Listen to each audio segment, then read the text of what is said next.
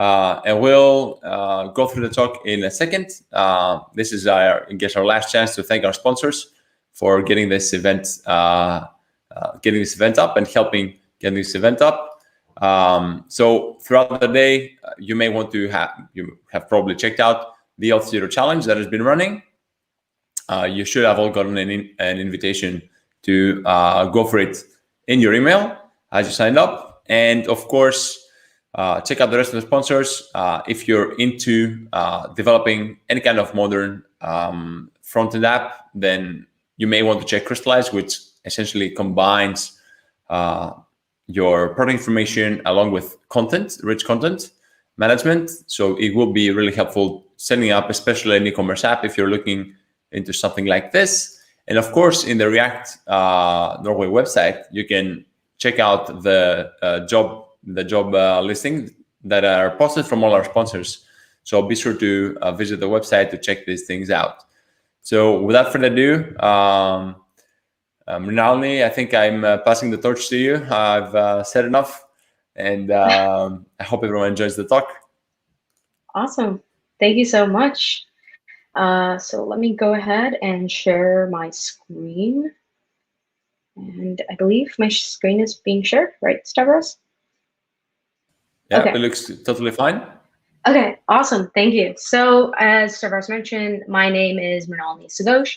I'm a staff software engineer, but I'm also a full stack developer advocate at IBM Cloud. Right now I'm working on the cloud monitoring system and primarily with the front-end team. I've been working with React for just over 2 years now. I've also used Angular and Vue as well. So it's kind of like a well-rounded view of the ecosystem. But React in particular has taken my interest recently, not just because it's part of my day-to-day job, but I just really enjoy the way you create components and just the whole structure and process. I also love the community that exists around React, you guys.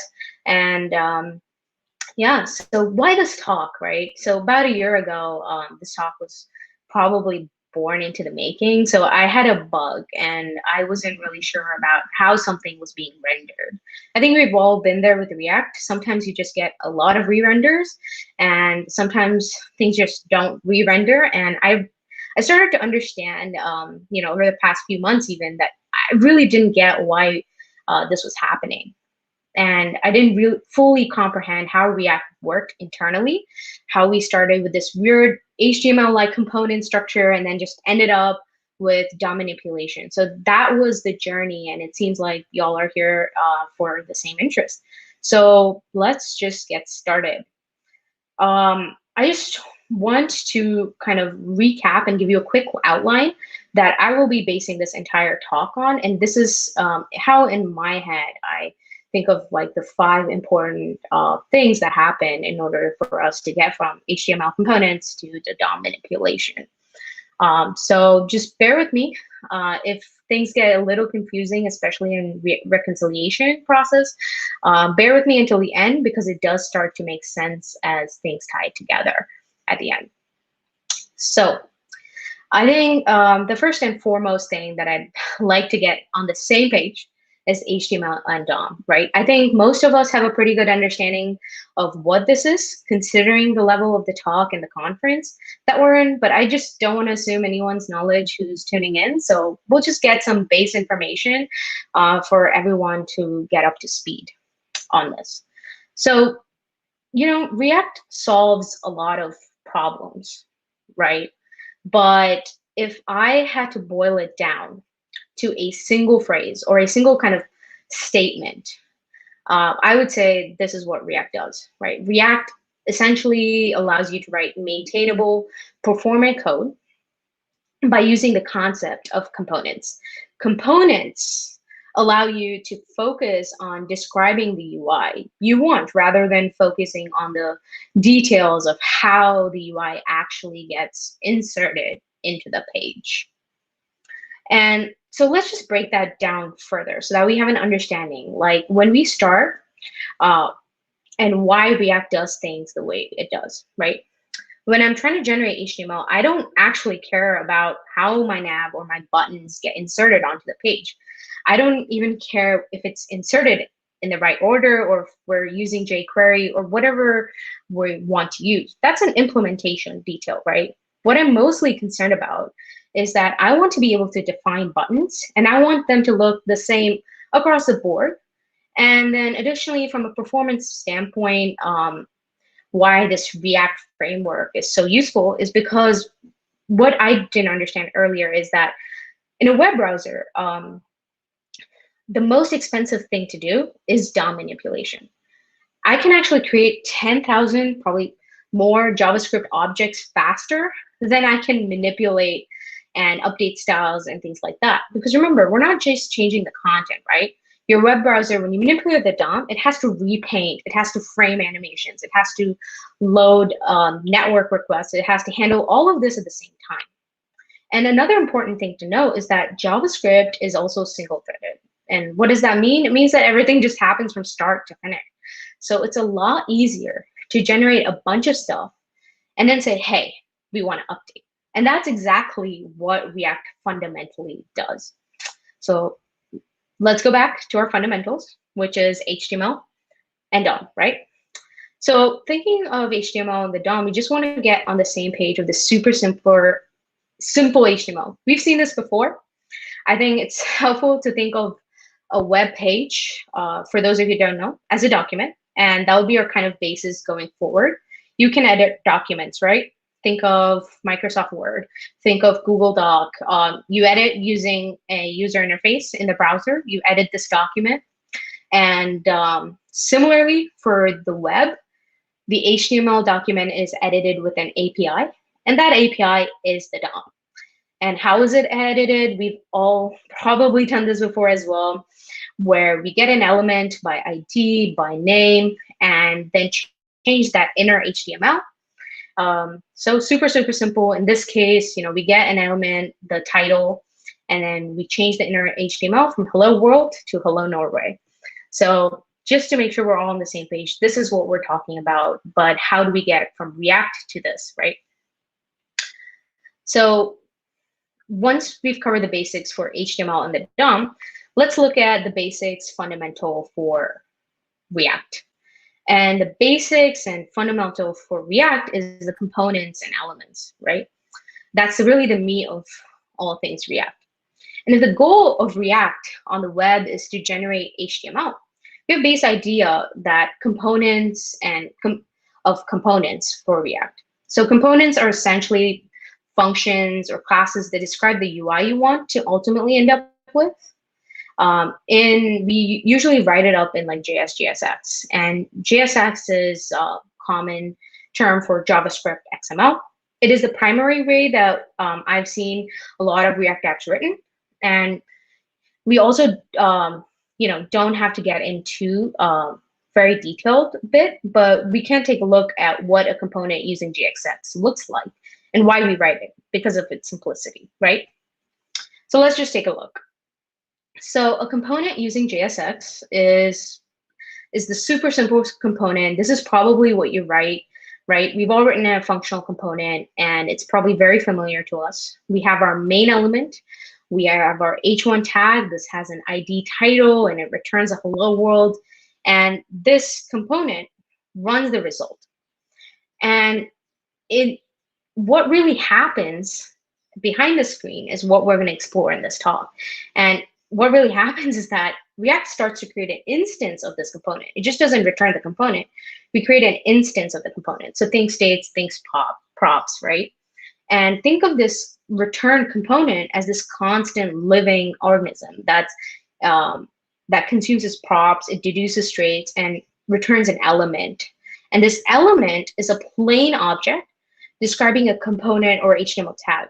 And what I want to know is that when we return, we haven't created HTML yet. At this point, we haven't inserted anything to the DOM. This is just the returned element that we're returning is just a description of what we want to ultimately produce. So this return statement just returns an entity that React internally calls an element. And it looks like this, right? This is what React behind the scenes looks like for that element that we saw in the JSX. And this return element is, as you can see, is just a plain object with several properties. And you'll notice that it correlates back to what we were looking at, right? It says this object, the root is type main. So if we go back to our previous slide, we will see that the root of this object is type main. So this is the same object, but this is how it looks internally for React. So the type, so I'll just go over each and every property because I like the clarification when I got it. So I'll be passing that knowledge on to you. Type is essentially the property. It can be a string reference to an HTML tag internally. We'll call this a DOM element. It can also be a reference to a component. React calls this a component element. So if it's type where you have a my component, like an import at the top of your JavaScript file where you import other components, then sometimes the type points to that component. It's a reference to that component. The key is actually not used when we do general component build and general component structure. It's actually more used when we're creating a bunch of children. So in this case, it would be null because we can really specify a key. But when you're mapping over an array or you're generally reading a bunch of components, that's what it's really used for. And we'll dive deeper later on into why keys are really important for rendering and understand how it can help uniquely identify an element among its siblings. So think lists, and you have UL and a bunch of LIs. We will see why it's important to identify keys with your sublist, your LI tags, and how it actually helps with the re-rendering process. So at this moment, key is not important, but when it is a list of children, it is pretty important. The next property that we see here is ref. A ref is a reference to an actual DOM node. So if you've ever used the create ref hook or you've used a function to create ref, that is where this value ends up for those that may not be super familiar.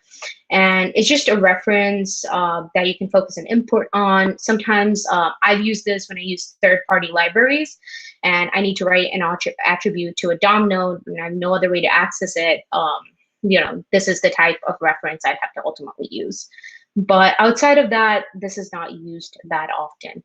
The next kind of property of this return element is this type of symbol. And it's a pretty quizzical looking type of property, right? It has this $sign. I was intimidated by it first, and I started digging in as I was prepping for the talk, and I realized that this is actually a safety feature, and it's used for a super, super edge case. This is not needed, but actually at one point there was this edge case where there was a safety feature needed, and that's why the React core team decided to add this type of. I've never, and it's basically the value of a type of is a symbol for any returned element, right? And I don't think I come across symbols in my day-to-day work, but basically you can pass an innocent string or you can pass in anything. It creates a unique anonymous hash. And so I think of it as like a UUID for this React app and of itself. What really is important to note is that symbols, you can't have them in JSON. If we recall, JSON just ends up as a string. And this is like a living object that is returned, right? It's a changing tree. And this entity within JavaScript. So when you have this type of object, it'll tell you this is a type of string. And so in this case, this tells you this is a type of symbol. And JSON does not port symbols. So you can't transmit this back and forth through an API call. And that's where the safety part of it comes across. So if I recall correctly, this is a sort of protection against cross-site scripting attacks. So let's say you have a compromised server that you're making an API request to get some data back. And yes, if this is happening, yeah, you have a whole set of other security issues. But if you do have a compromised server you're making API requests to, and you get some data back and it does not have the symbol, then this unique hash, then essentially React will just reject the element, because every single element that gets created, it expects to have this type of property. And if it doesn't, React just rejects it. And from an API response, it just straight up the projects won't even render. So again, it's a super, super edge case. It's a nice safety feature. I think if you go back deep enough, the React core team actually talks about why this happened in their PR issues, but it happened to someone at some point, and then they said it's very easy for us to add this type of property. It basically costs us no performance hindrance, and it's not a thing you encounter every day, but I thought it was very interesting history, and I wanted to share that with you. And to really get to the meat of all of this returned element, I would just say props is probably the most important thing, right? If we go back to our original component, the only prop that I see here is ID, right? And if we go back to our returned element, we will see that the only prop here is ID for our children age 1. And on the note of children, I think it's important to note that in this case, children is an object. But children can be anything. It can be an object, or it can be an array. So if you have multiple children, it usually is an array of this type of object. For this purpose, I didn't think it was important to show that we can have an array, but rather just say that we can have an array of children. So what React does in the end is it actually just builds up this entire tree when you put that return statement from this component. And that's what the render function ultimately returns. It returns this object, right? And internally, it creates this instant state, and that ultimately generates the object and its children, and it goes all the way recursively down to all of its children. And this object, this return element, is kind of what's called a virtual DOM. This virtual DOM is essentially, I would say, the core guiding principle behind why we want something like React. So remember earlier when I said that it was really expensive to write to the DOM? And I said it was really cheap to create JavaScript objects. It's really cheap to generate these objects. So React can just generate them super fast. I think Vue Angular must have something similar, and they have different ways of doing it. But the idea is that this is just a very, very fast process. So we can iterate really quickly, and it's super cheap to build these up and tear down, which is why we want something like this over just writing directly to the DOM every single time we have a change. So I know the next natural question is, how can we see that object that I showed you, that fancy looking object? The simplest way to do it is just console log. So here, if you have an index file, just download a new React Hello World app and define the simple component and console log it. And you will actually get everything that I just showed you. And you'll also see some internal properties over there with, I think, prepended with some underscores. And those are for React's internal uses. It's not related to how the render works, from my understanding. So anyways, we're not supposed to use those. Those are not matter. So the important properties are definitely just the ones we went over right now. And you can totally ignore the underscore properties. And yeah, check this out this way. But what I also wanted to point out is that there's nothing wrong with you generating this. And if you didn't want to say over here, if you didn't want to return just your main JSX file and you return this element instead, it would render the same thing. I actually tried this on a React app right before this presentation, and I was shocked that you could, instead of returning the simple JSX element, you could return that complex object, and I get the same result. But of course, don't do this for production. It's not maintainable. It's very difficult to parse, and that's why JSX exists in the first place. So I thought that was pretty cool. And one more clarification before I move on. This is something that really confused me, is the virtual DOM, that tree, the same as the shadow DOM? The quick and simple answer is no, right? Shadow DOM is a thing that is a browser technology. It's not a React technology in a sense. It's a browser technology designed for scoping variables, CSS, web components, and it's just not really virtual DOM. Virtual DOM is that tree generation. So just want to make sure we have this clarification between the two types of DOM. Awesome. So let's recap. We covered components, we covered HTML, and then we covered components, and then elements, and virtual DOM. And now let's talk about reconciliation, right? Reconciliation is kind of like the next big thing in this rendering process. Now we know what is actually being returned, and we know it's not that little tags, it's an object that we return. So reconciliation is essentially the process, creating the virtual DOM is kind of part of the process of reconciliation. It's responsible for maintaining that tree of elements when a component prompts something like component will change, component did update, or a state changes, for example. So remember that React creates a tree of elements every time the render function is called. That's ultimately what we're getting back to be efficient. And a way to tell the difference between the two trees is what happens when you want to update things in the DOM. So reconciliation, that process actually houses the diffing algorithm. Think GitHub, you know, how you can compare the diff between two files. Similarly, React compares the diff between these two objects that are created from the return statement. And then it looks at the tree and it figures out what needs to be replaced. So let's take a deeper look at, you know, the sort of diffing algorithm and the reconciliation process by itself. So one type of change that I think is pretty common and that we have done a lot is, let's say you have a user who's looking at a list of products, right? And then they click on something and their next view is going to be an individual product.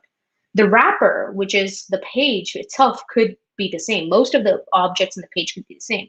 The only things that change is the individual product and the product list, right? That's what to us changed. But what's happening internally is that the tree goes back to the root and it looks at the type. And the type for this component is going to be product list, and the type for this would be individual product. And it's going to realize that the root element, the types are different. So it's actually just going to tear down the entire tree, and it builds a whole new tree, that object, from scratch. And the reason is simply that the type changed. So when I keep saying type, let me go back to the slide and let's take a look. This type was main, right? It looks at if this type changed, then it scratches out this entire tree. And you're probably thinking, why does it do that, right? Let's back up. We're building reusable components. So if a product has a product list and we're changing the view to an individual product, they're not the same thing. So React just makes the assumption saying the types are not the same. So instead of wasting my time calculating props, state changes, things like that, or what the state is, I'm just going to chuck that out the window, create this new feature, and move on. So that's essentially what is happening. So tearing down a tree, all the DOM nodes are destroyed. So this does end up generating HTML, which we'll get to on how that process works in just a second. But the old DOM nodes are destroyed, and the new DOM nodes related to the individual product are then created. The instances will receive, component will unmount, the equivalent use effect hooks will fire, and we'll end up building a new tree again. The new DOM nodes are inserted into the DOM as well after this is created, and then components will mount, and all the functionality that goes on with components. To clarify and understand, React isn't using DOM elements, right? Just want to clarify that. It's actually destroying them and recreating them every time an element gets generated. So there's some stuff happening, some magical glue happening in the middle, but you can think of having an element correlating directly to a DOM node. So if that element changes, the DOM node changes. If that element goes away, the DOM node goes away. And there's some more what happens if they get moved around, or what happens if a property changes. And that's what we're going to be talking about. But if the element by itself, the root element changes, then it just tears down. So what happens, right, if a DOM element changes? And I kind of want to focus some time of actually talking about what happens under the hood.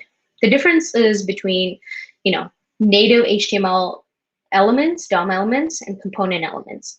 So remember that React makes a distinction between those two types of elements. So in this case, the class name before is changing when it's finally rendered, and it changes to DOM. And there's no need to change anything else. And React will probably just do that. And the reason it doesn't change everything else is because the root type is still div. So, and React will recurse on any children. In our case, it's not the semantic of the code that really matters, but just wanted to make that clarification, right? In this case, it gets rid and recreates the tree because they're two different types, versus in this case, just an attribute class name changed. Everything else stayed the same, so the root type is still the same. Now, let's talk about what happens, right? We're viewing an individual product. Like I'm looking at how to get some virtual instances, and then I find it interesting that there's some storage stuff as well. So I click on, or I'm browsing through a catalog of clothes. I like a shirt, but I also like these pair of shoes, right? You can look at different types of products, and under the hood, what's really happening when you change from one product to other is that the ID changes. So that's the only thing that's really the prop that would end up changing. And at a higher level, so when a component element updates the instance, it stays the same. It maintains the cross render. So we still have the same component instance. So remember, component instance is separate from the element. And that component instance is staying the same, right? It's just the ID that changed. So in this case, this does not tear down the tree of object. It just updates the prop of the underlying component and matches this new element we're going to generate in the render method. Then the diff algorithm recurses on the previous result and a new result, comparing this previous product to the current product until you get to the children of the products. And if there's nothing else to diff, it changes what needs to be changed and re-renders. But we don't get rid of the entire tree in this case. So yeah, and when we're talking, so as I talked to you about like recursing through and going through children, I think another case for reconciliation, another type of case we might encounter, I talked about this key attribute in the beginning, right? If we go back up, you can actually see that the key attribute here was null. And I talked to you that it's going to get important in a few slides. This slide is where it's going to get important. So we have a list here. In this case, this is a very simple, unordered list with 2 items. And let's just say, this is another case. Let's just say I add an item. What happens? Well, it probably will look something like this: first, second, third. So React actually compares the previous item in the list to the next first item and sees that they are the same. So it says the first is first, second is the second, that's fine. And then it says, okay, there's a third one, I'll insert the third item. Pretty straightforward. I'll insert it into the tree, pass it forward. No need to destroy anything. Pretty straightforward. I think that works, right? Okay, this is cool. But what happens if we have something like this, where right now we have a list of movies, Star Wars, Star Trek. I'm sure most people are familiar with this, or TV show movie. And I guess what happens if we add one to the beginning of the list? Let's say I add Doctor Who to the beginning of this list. Now, what React does is really interesting. It actually compares the first list, Star Wars, to Doctor Who. And it says, okay, that is not the same. So I'll replace this with Doctor Who, and then I'll replace this with Star Trek, and then with Star Wars, because it compares number 2 to Star Wars. And then it looks at Star Trek and it says, oh, this doesn't exist, so I'll add it. Seems pretty inefficient, right? It actually replaces 3 different things rather than just replacing one thing. And that is really where keys come into the place. So here I've added a few keys. You could say that it is a little biased, and but if we look at these keys, I would say the best is Star Wars and the second best is Star Trek. But by adding keys, we're indicating to React element which elements are going to be staying the same. It can actually compare those keys in the DOM, and it will yield to as few DOM manipulations as possible. And I keep bringing up DOM manipulations because that's actually what the goal of React was, right? Designed to solve. And it's weird. It's weird that we're touching the DOM as little as possible, and that's the goal. So if we don't add these keys, we're actually kind of counterintuitively approaching this, where we're still manipulating the DOM a lot, even when we have a list such as this. So in this case, when we actually add a new list, we will only be adding this to the this actual best Doctor Who list to that tree element object, rather than adding and changing all of these objects in that tree. So what does the code usually look like? This is probably how most codes look like. You have a set of data, and you're mapping over an item or a product list, and you're rendering that product out. So, and typically, you might say, okay, why don't I set the key to an index? You've probably seen this happen before, and I've not found a good explanation online, or it's not always clear and concise why index is not good. But in my view, this is what I've come across. If you're viewing an alphabetical list from A to Z, and you have a sort button, you sort Z to A, right? Now the bottom is at the top is at the bottom, right? Well, and you start comparing keys, they may or may not have changed because your index is still 1, 2, 1, 2, and sometimes this is the worst case because you'll see that the old key is exactly the same as new, and sometimes it won't even re-render in this case, right? Because you still have key 1, key 2, key 3, and React doesn't see any reason to re-render. So this might be a situation where you run into a not re-rendering key element. So in order to make sure that you actually re-render in this case for reconciliation, what we need to do is very simple. We need to have a unique ID. That solves it. So we're going to use the item ID, and if you shift or sort from top to bottom, React just moves the DOM element, and it will literally invert the list for us.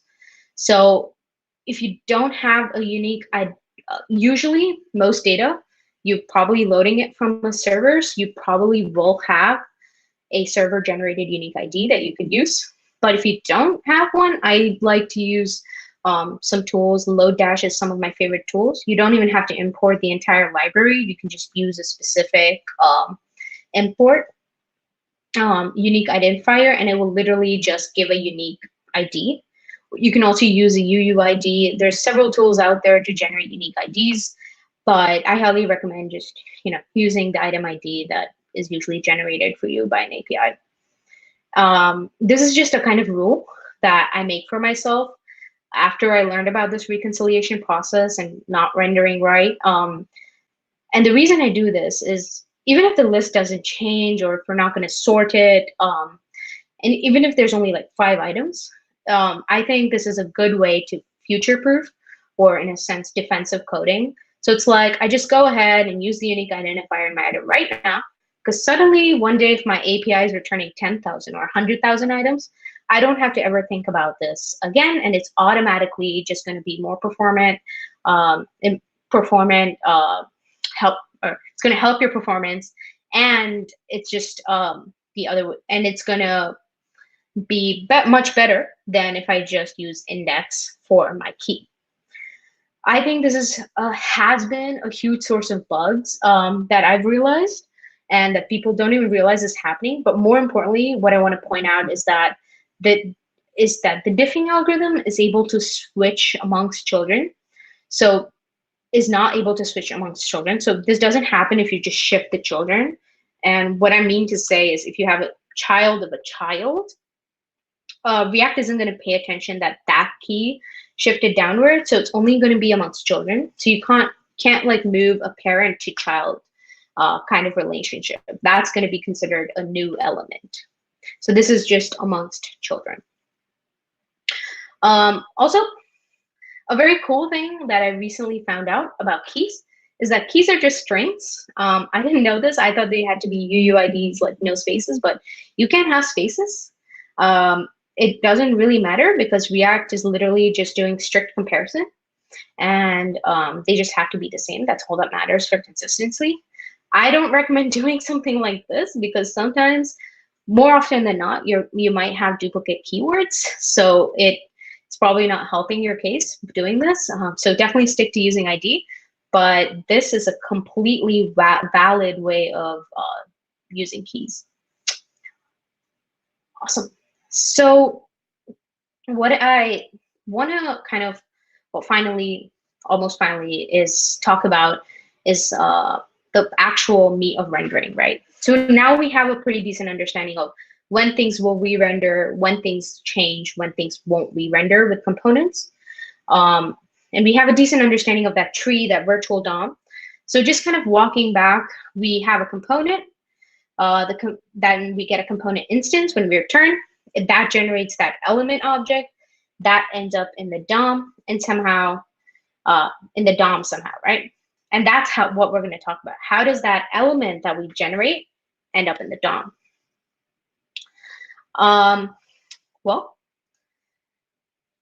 that is very simple. We create something like this, and initially, it's, I guess, a little anticlimactic maybe, but we write or create a React app generated at this beginning of the project. And if you actually go, you'll see this code generated for you. Most often not, we don't pay attention to this, but this is exactly how we insert it into the DOM, right?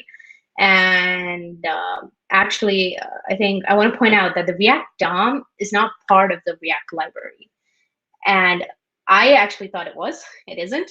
And the reason for that is that the React's job, like if we go back to our original mission statement, right, is just to do the dipping. That's all. It's only responsible for